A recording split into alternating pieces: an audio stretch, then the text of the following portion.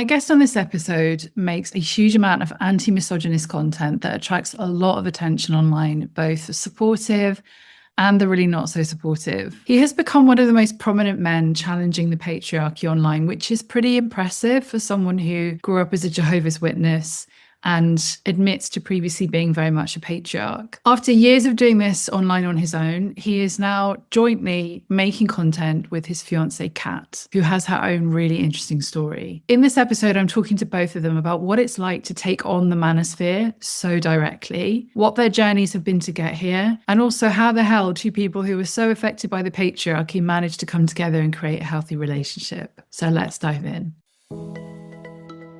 Resilience isn't about avoiding stress, it's about meeting it with strength. This adaptogenic trio is called our chill mix for a reason.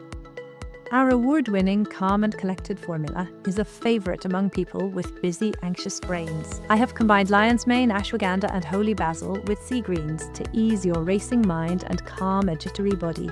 Consistency is key when it comes to adaptogens, so make calm and collected part of your evening ritual for calm, resilience and rest.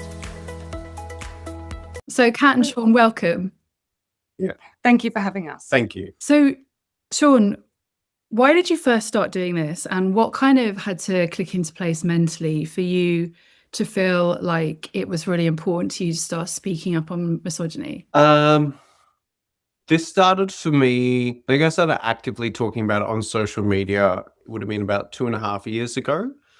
I was following male content creators that were speaking up on like just defending women, and I was in the middle, like I was clearing out the last of a lot of my a lot of the wiring that I had been grown up with, which I was actually on the other end of this with my upbringing and growing up with this. So I was clearing out, doing a lot of like therapy, doing a lot of work on myself. And this was like the last piece for me, like seeing men actually speak up on misogyny, speaking up against it. And when I started looking at it more like 3 years ago, a lot of the things that some of these men were saying that were speaking up about it, I was like, oh, it was a bit too triggering for me. And I was like, oh, I'll circle back to this. I'll just shelve it for now. And then I always came back to it and going, you know what? This actually feels like the right thing to do. These men are actually pretty healthy examples compared to some of the other people that I've seen online, which were now the men that I speak up against in the manosphere. But what you've asked as well is a question that I've never been able to answer. A lot of people ever ask me, like, what clicked for you as a man? Like, what was how is it that you think this way? Because a lot of people are wanting those answers so they can help other people with that, so to help other men think the same, or perhaps get them to change their viewpoint or see it from another viewpoint. And I've never been able to answer that. And tonight, I was asking, getting ready. Yeah, I was, as we're getting ready for this, Yeah, I was looking at Catherine, and I'm just like, I don't know how to answer. I don't know. It's just always something that's felt natural to me. And what was it that you said? Because you figured it out. because one of the first things that I was really intrigued with when I first started speaking with Sean was, how does your mind work? And it was the question and the line of questioning that I had, which isn't always easy. And he took his time and he put a lot of effort into it. And I thought, he's very different and he's very intriguing. And over time, with getting to know him, I realized that this is who he has always been. He's had to unwire everything from his upbringing.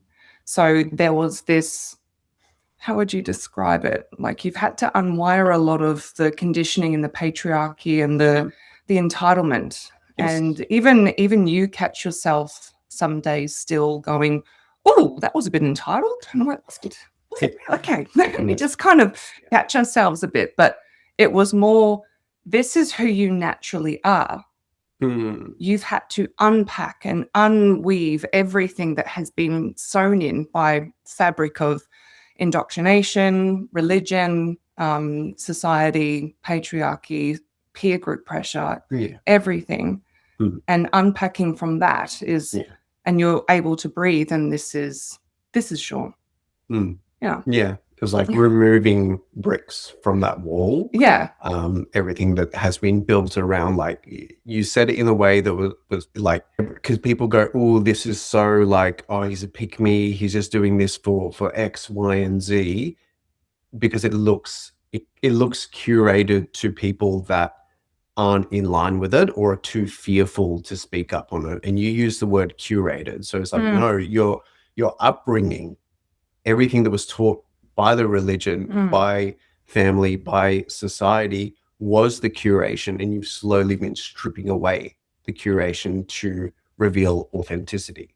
Well, they were frightened of your voice. They didn't know what to do with you, so they had to suppress and push that down, because what do we do with this boy that knows how to voice? Let's tell him that he's not a good speaker, that he doesn't know how to write speeches properly, and that he doesn't know how to communicate properly. And what happens to your mind when you're brought up in a household where you're told that you're stupid, or you're told that you're dumb, or you start to believe it. And that just becomes part of your identity. So that follows through in many different avenues. But yeah. And you worded it in such a way that that was the curation. And then I've learned since everything, like I had a rock bottom moment where I lost everything, and then that was when the wall was still there, and that's when the bricks started to slowly start to unravel. And you've got nothing to fear anymore. You've got nothing to fear because you have lost everything. Now, men may not be confident in stepping forward because they have a fear of losing everything, losing their job, losing their status, their friendships, if they start speaking up against the manosphere, if something in their gut tells them that it's off. Whereas Sean just says it because he has lost everything and he's still here. Yeah, I wonder, because I was going to say that, like, as a coach, one of the things I'm often doing is helping people get back to who they really are, which is kind of what you're saying, like the OG kind of authentic version of you, which implies that there's hope for all men. But I think what you've just identified there, is that the thing, the fact that you have to lose the fear? Is that the thing for actually unwinding it all? That was one of the questions that Catherine actually asked me. It was one of the first questions, and that was what intrigued me so much to interact with you, was you said, do you think all people can change? And I was a firm believer in the answer is yes to that, if they lose enough, if they have nothing left. And they see that what they're putting their time and energy into is frivolous, and they actually want to try something different, then yes. And then you started telling me your story, and my thoughts on that have changed since. But well, when you figure out that you're not the problem, the pattern is, there's got to be reasons to change the pattern of the person, and it has to be deliberate, or you're just going to continue repeating the same pattern and wondering why you keep ending up in the same place. So we started speaking through Instagram DM. So did whose DMs first? I noticed Sean, one of his I think you were doing a response video back to Andrew Tate. yes. And it was one where he's screaming, and you have to mute it at the start because it's quite jarring to the nervous system. And then I see Sean just going, it's all right, I've got you. And there was something protective in, it's all right, I've got you. And it's like, okay, I want to listen and listen to his message. And Will Hitchens was following Sean, and he actually liked that video. And because he liked that video, I started watching it. And then I thought, okay, and then I'll go onto his page, and he's standing up for women. Interesting. This is very, very interesting for me. And then I just sent you a reel, and I asked you, what's your opinion on this? What's your take on that? And do you believe that men can change? Do you believe that people can change? And what's your take on that? Yeah. And I noticed that he wasn't people pleasing me. He wasn't giving me an answer that would make me happy. He admitted that it was quite jarring for him still, that there was parts of the old Sean that had to, no, she's not asking that. And I don't have to I can let my guard down a bit here and it's okay. And I liked that. I liked that transparency because I think one thing that I was really happy about was that Sean was transparent, not just honest. So when you're honest with someone, you have to ask them what they're thinking or what's your take on this. When you're transparent, they just say it anyway. So he was very freely giving me information, which was a big comfort factor for myself. Both of you have been on the receiving end of some of the kind of worst elements of the patriarchy, and yet you formed a healthy relationship. Explain. There's lots of layers to this. Because of my religious upbringing, it wasn't just patriarchy or the manosphere. There was the additional layer of entitlement. Because being raised as a Jehovah's Witness, you are taught to. They basically get you to go door to door, and to like that's what they're most famous for, is knocking on doors, trying to convert people to the religion. And the reasoning behind that is that they're taught that they have a life-saving message. They have all the answers. They have the most important thing to share. And their mission is to save as many people as possible from Armageddon, from death. So with having all the answers, there's this extra layer of entitlement of, we have all the answers, therefore we are superior to you.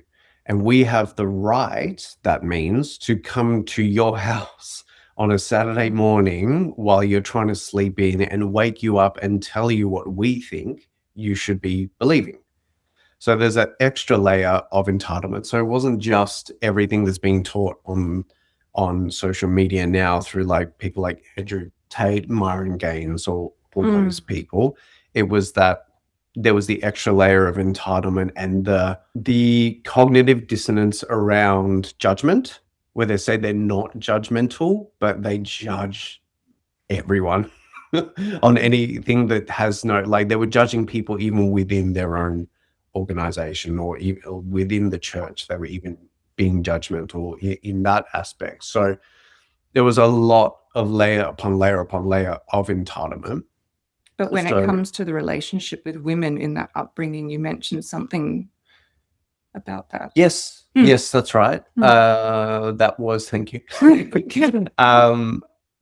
The structure around it was that also men were the leaders of the church, that they were the superior ones, and women were there to support the men in carrying out this mission of preaching to everyone. So there was that hierarchy naturally within the church. And what I saw and what I noticed, I was just going over like a few memories of mine, and what you were saying about things that you've experienced from society and from men's around silencing, there was that made me think about when a woman spoke up within the church, the structure was that they would be silenced or ignored, and they'll be told, like, the book would be thrown at them, like, you know, the big boys, the elders are going to handle this. That's okay. We've got this. But when a man spoke up and held another man accountable, then they were going to listen more. So then there was that. So I was brought up and I noticed a lot of that, is that you respect men more than you respect women, was basically the structure of what I was observing. The whole structure that the men in the church, they're so entitled to women that, for instance, if a woman, it applied to men as well, but men tend to get away with it more. But if a woman, say she either sinned, like perhaps had sex before marriage, that's for people listening, and that's, I'm doing air quotes right now when I say sinning. So if a woman was to do that, she would have to describe every little detail of the act of what she did to 3 grown men. So if this was a 16-year-old or 17-year-old, she would have to sit in front of a panel of 3 grown men and describe every detail. So very unsettling. That never sat right with me. And then if a woman was ever abused in any sense, then the same thing needed to happen, which again, she would have to sit there and describe everything that happened. But if she didn't have a witness to the abuse or to the crime, it was immediately dismissed. So the word of the woman was never respected. Whereas men tend to get away with it more. They would, if they were to watch adult content, then that wouldn't be considered as bad within the relationship compartments. It wasn't considered cheating. It wasn't considered that, or it wasn't as heavily punished, or it was just gone dismissed or just swept under the rug instead of like really addressed hard. They would just give you like an article or a scripture to read and just, here you go, like go and improve yourself, but not actually addressing the root cause, which is the shame spiral in the whole dynamic of the church. So the second part of your question was, so I was on both sides of misogyny, speaking up against it, and then I was grown up in partaking of it. So when I lost everything and had to rebuild from the ground up with extensive therapy, recovery, all these kind of things that I was going through, it stripped away little bits of that wall that we've already talked about. And for me, when I saw, I felt like a lot of empathy when I was reading a lot of women's stories and women were writing to me, expressing some of their stories. But to answer your question, Catherine stood out because I'd never had somebody tell me just a snippet of the story, a snippet of the abuse that she had received, and still refused to hate all men. I had experienced and I'd seen a lot of people with toxic positivity or dismissing and going like, yes, I was a victim. Yes, I was abused, but you just got to let these things go without the processing side of it. No one was able to break you or your mentality. So that was immediately intriguing to me, that Catherine had gone through what she had gone through, but she just doesn't hate all men. And I'm looking at her going like, there is something more to you. You have a very strong and very unique mindset that I've never, ever come across. And I'm very intrigued to chat with you more. That's what I'm saying in my head. That was before. Neither of us knew we actually lived 20 minutes away from each other. I thought it was hours away up north. Like I thought he was in another state. I'm like, well, this is a nice chat. Yeah. That's it.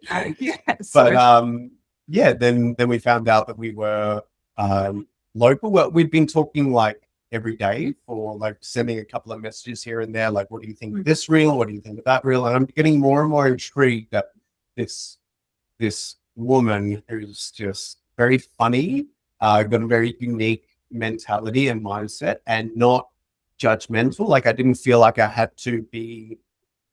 could just be myself. I could just answer without feeling pressure to say something wrong or right or anything. I just answered. I love quirks. Yeah. I love uniqueness. So I'm all for like, no, don't hold back. Tell me exactly what you're thinking. I love it. But I love hearing every thought, and whether it's weird or wacky, it's just go for it. It's always weird. Yeah. Then I asked Catherine out to lunch, and we haven't been apart since. Yeah. Basically. I love that. But so I wanted to, because when we spoke previously, Kat, you mentioned having a lot of resistance initially to kind of getting to know Sean. And I think for a lot of people who have been in any situation in any way similar to yours, how on earth, and I'd like, everyone's different, so anyone listening to this will not have had the same experience, but I think one of the questions people might have is, how on earth do you trust again? I think I had to learn how to trust myself and not blame myself and punish myself for not knowing any better at the time. So I did give myself a couple of years of breathing space just to spend time with myself, because I did have such a long relationship. I physically couldn't move properly off of the couch for 7 years due to endometriosis and fibroids. And if anyone suffered that, it comes in many different forms. But for myself, I couldn't stand up without having to get a mop and bucket basically and change my clothing. So I was very much stuck and unable to move. So in that time and in that space and in the environment, it became a very transactional relationship where at any given moment, any opportunity, he would take advantage of using my body, even though it was extremely painful. And even though that happened regularly and I was stuck, I still managed to never lose who I was. I was always very anchored and centered in who I was. And I suppose in the years where I was stuck, I was able to figure a lot of things out with what worked for me and what didn't. I learned to get to know who I was. So work with who I was instead of on myself, because I wasn't punishing anyone. I wasn't making anyone's life difficult. I wasn't waking up wanting to make life hell for anyone. Blowing someone else's candle out doesn't make my light brighter. It definitely helps with the give and take of making people feel wanted and needed and heard. And I always knew that that was part of who I was. But I was stuck and I was confined in this relationship. So one of the best things I ever did was have a hysterectomy, and then my body started reflecting my mind with the strength that I had. I felt what happened to me. I was angry with it, but using that anger, I learned that anger is an emotion that you don't have to be an embarrassment. It's not an embarrassing emotion. You can harness it, and I harnessed it into moving forward with the adrenaline that it brings every single morning. With anger itself, I was able to push forward and motivate myself moving forward and making sure that it never happened to me again. And that's when my own inner healing, I thought that I was pretty secure within myself. I thought I was like, no, I've got it all together. I'm very happy being single. I'm at an age where I don't want to repeat history again. I would rather just live my life until I meet the right person. So I thought that I was doing well in my healing within myself until I met someone that was safe, someone that wants to listen with understanding, because I know what to do with the shitheads. I could write the rule book for that one. I'm like, oh, you want to give me the silent treatment today? That's fantastic. I love the silent treatment. The longer, the better. I thrive in the silent treatment because you leave me alone. That was what I was used to. Now it's like, well, even last night, you ran me a bath and you lined the candles up on the side of the bath. And I'm just looking at you going, this is never, I've never had this before, this effort. And you're looking at me like, this isn't hard to do. It's not. And this is still very new, that it's something healthy, buying me flowers and just wanting to see my face smile, wanting to listen, asking me, do you feel heard in this conversation? I'm like, this is unheard of for me. So then all of your baggage that you're bringing forward that you used to use as weapons of defense, you're now using as experience, and you shelve them going, I've experienced and felt this in the past. I'm with a person that's not attacking me. I'm with a person that doesn't want to argue with this. The winning the argument is not as important as keeping the relationship safe. Okay, so this is new for me. And I can work with this, but it's still getting used to and unwiring everything else. So there is still a lot of healing in the process of being with someone that wants to work with you.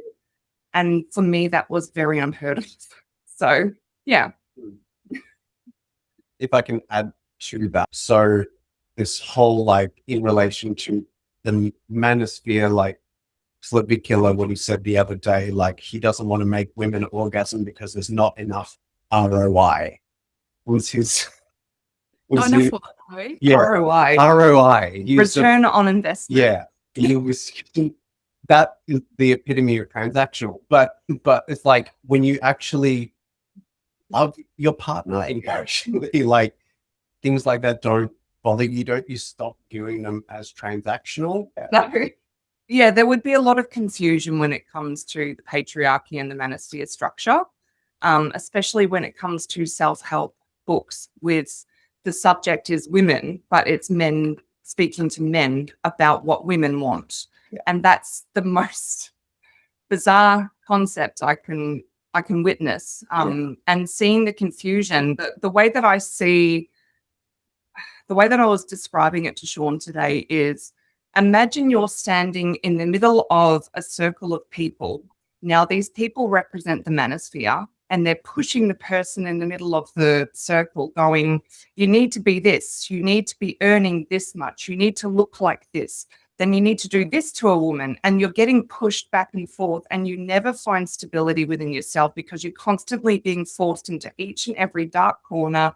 Each and every person has a different opinion, and there is such pressure being put onto people. Now, there's many different circles, like there's eating disorder ones, there's women within the patriarchal system. There's so many different circles that represent the confusion here. But when it comes to men, men getting fed this information, say from the PhD course from Andrew Tate, he teaches men how to lure women in and make money off of them and profit off of them through prostitution or whatever it may be. But you're luring them in. And for men to look up to that, they would have to not have a lot in here and a lot in here. There would have to be something missing within the structure of a mindset to go, I'm going to follow the advice on how to rape a woman, and that's okay.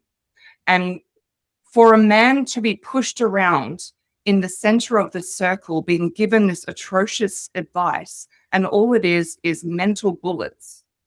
And who are they aiming this gun at? Who are they aiming and who are they firing at? They're aiming at the people who didn't ask to be put in the firing range in the first place, which is women.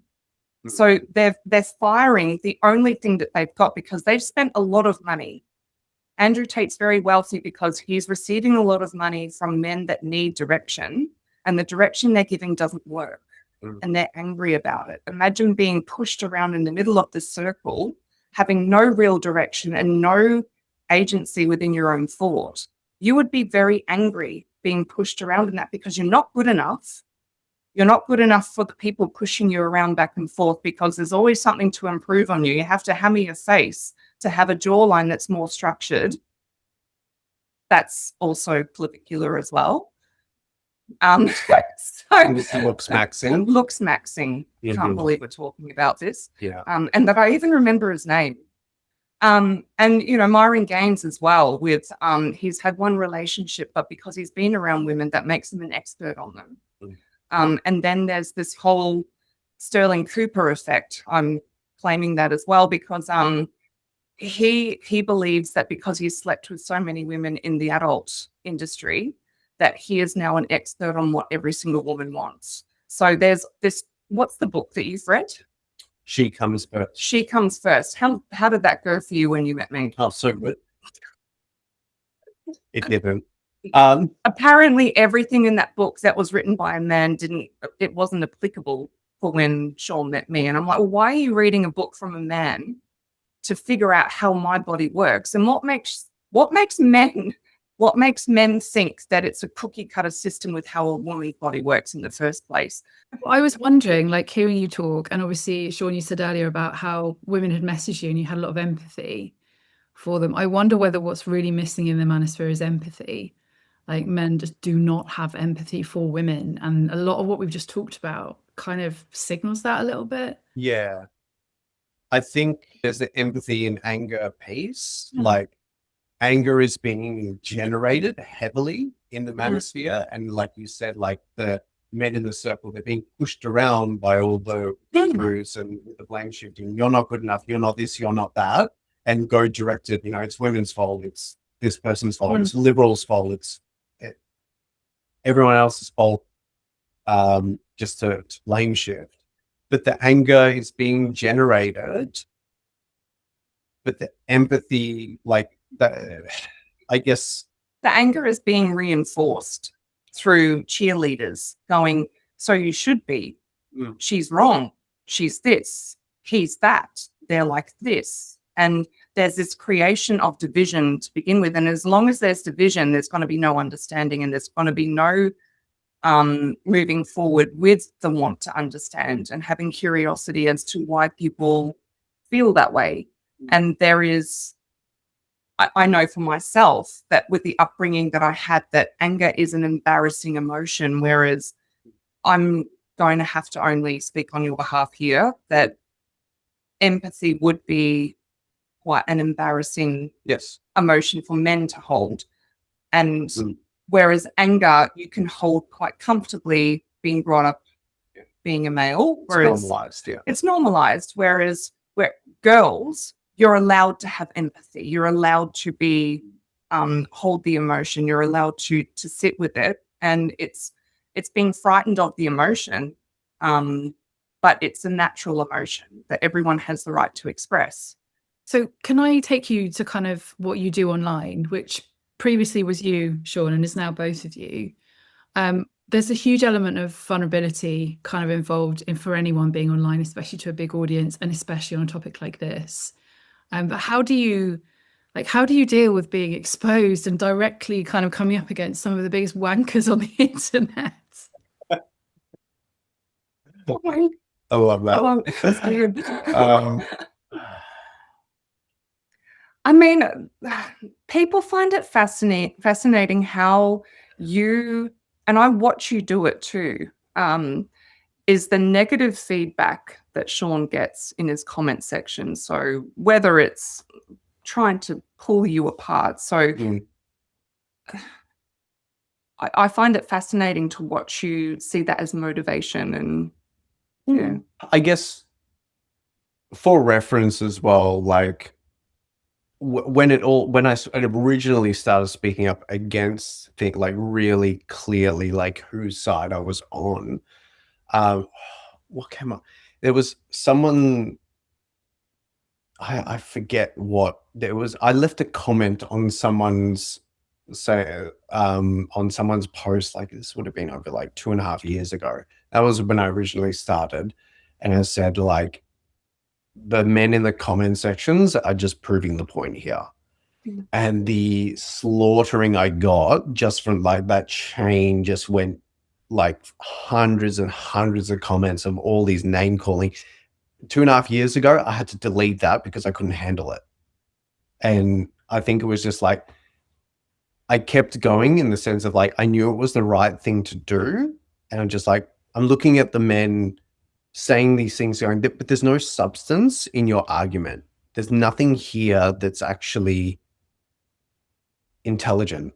Like there's nothing here that actually makes sense. So I know that I'm doing the right thing here, because I could be continuing to do this, or I could join you looking like a fool, based on what you're saying in the comment section. So I had to do it day in and day out. And just, I had a thing where I was just posting 1 reel per day, sometimes 2 per day for a whole year. So I didn't let myself have a break. So my nervous system had to catch up and just get used to being hated on. And that was okay. Like I eventually just got to a point, actually very quickly, probably within like 6 months, I was just like, I can actually use this. Like, this is actually really good. I can actually use a comment that is just absolutely absurd and make a video out of it. Like we did one the other day, like someone just, I forgot what he said, he called you a simp, and then he said, she's not going to let you hit or something. She's not going to let you. She's not going to date you. She's not going to date you. And just say, thank God, because that would be really awkward for us. The point of it was like, you put all this energy into that comment when you could have just clicked on my profile, and the first person you would have seen is me and my fiance. But it's fascinating that when there's that interaction, they're not concentrating on the message. They're not looking at the message of it's not right to hurt women.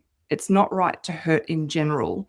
And instead, they're looking at the person who said it. So they're looking at Sean and they're like, you're this, you're that. They tried to minimize Sean as much as possible. And it's like, no, let's highlight what the topic is. Let's talk about this subject instead of the person delivering it.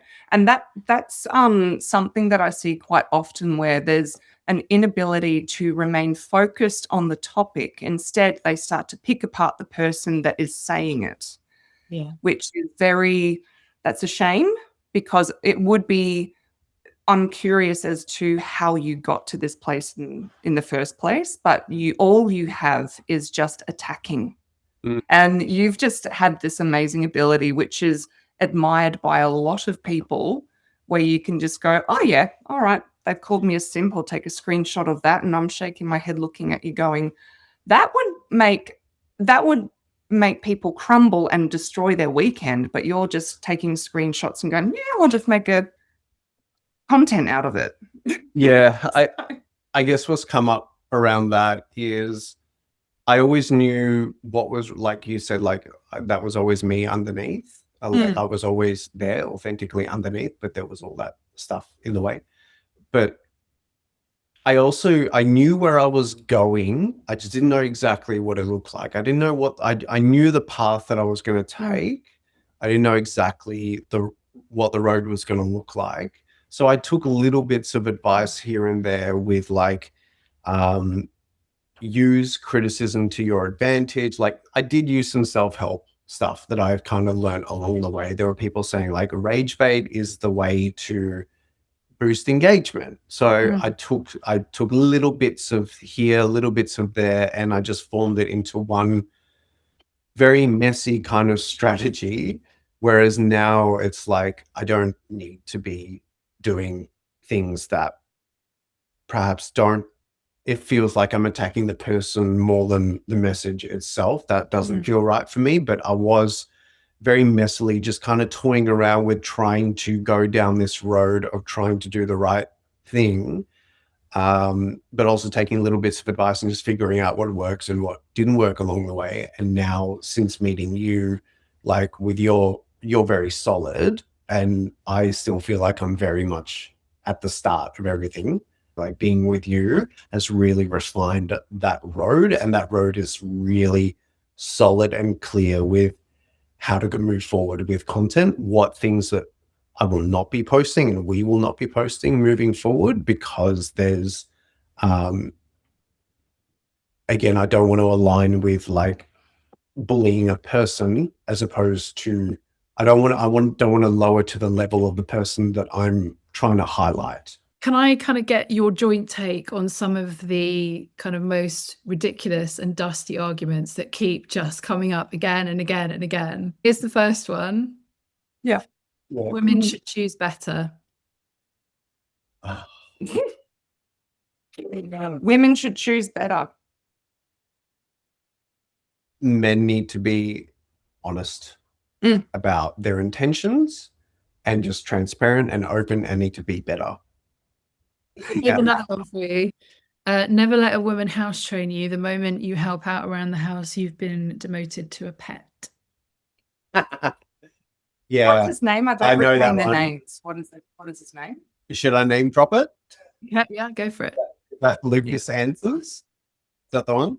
Might be. I don't really recall their names. Okay. All right. Yeah. I have, it's a useless skill, retaining their names. Yeah. Yes, that's the one. Grow up. That's my take on it. Two people live in a house. Two people reside in a home, and they make mess, and they both work, and they both contribute. This is where roles and where people are placed, and the patriarchy and feminism, this is where a lot of people clash heads. And this is where a lot of women say that they're very comfortable being the caretaker in the home, and they raise the children and they stay at home. And that's where, with the title of feminism, there's space in that world for women to be allowed to have that. But there's also space in that world as well for women to choose to have a career if they want that. And there's no judgment for the man to stay home either, because there's space for that. There's acceptance for that. But whatever dynamic works, but that's where it comes in again with the judgment of it's men, your circle analogy. That's another pushback of the person in the circle. You let a woman, you're cleaning up instead of a woman cleaning up. Boom, I'm pushing you in the circle. Yeah. That's on you. You're the piece of shit. And how are people expected to find their balance in their own center, being pushed around with other people's opinions, and then they hold the definition of who they are in the opinions of others? And that's such a hard thing to gain ownership again, when other people's opinions matter more than your own. Yeah.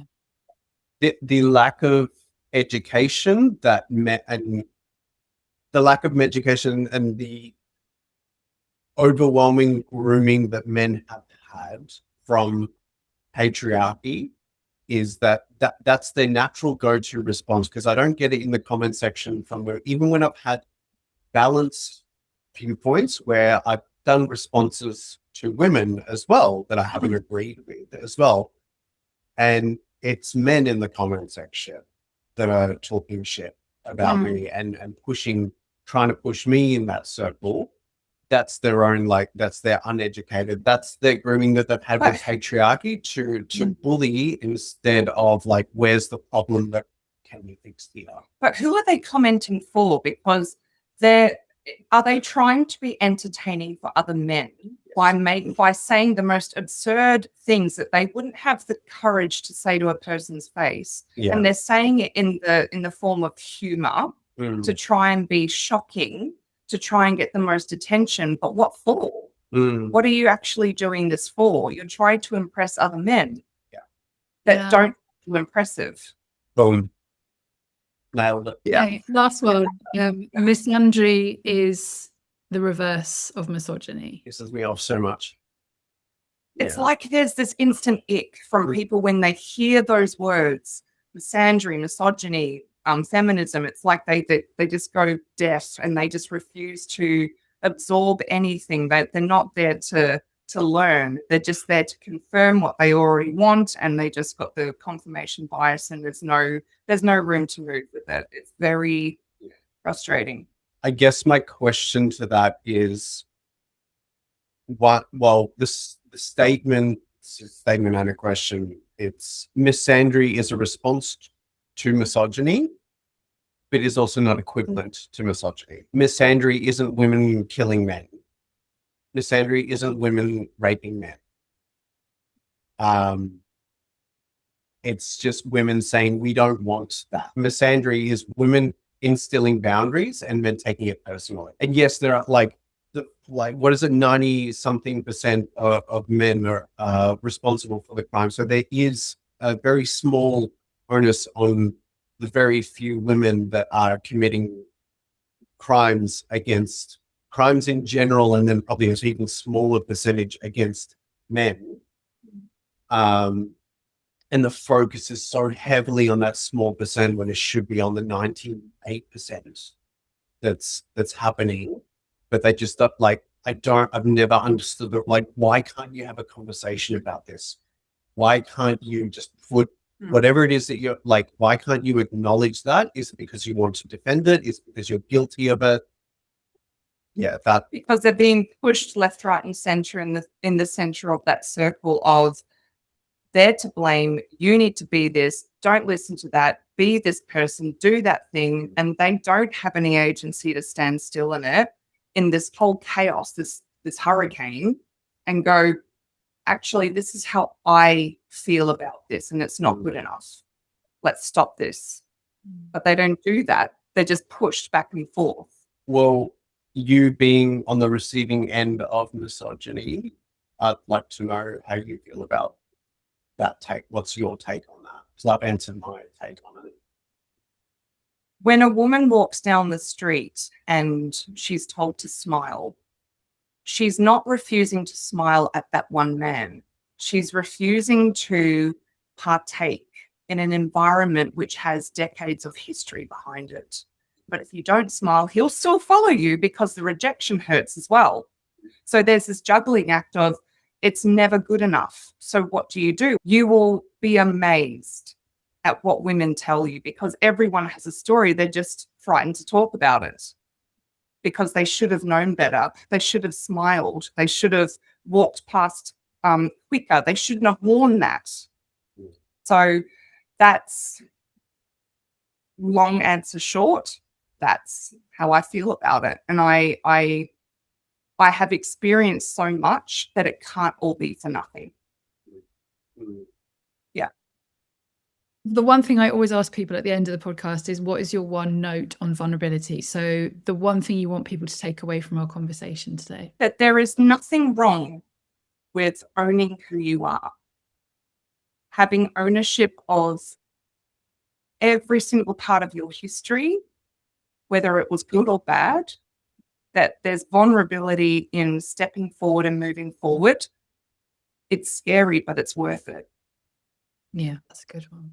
My notes on it would be, it's one of the hardest things to do, but the most rewarding thing to do. Every vulnerable step that I've taken in my life has led me to the happiest place in my life. So it's worth it. It's worth it. It's a little scary, but it's worth it. Yeah. Well, thank you so much for that. That's been a really interesting chat. Thank It's been you. a pleasure.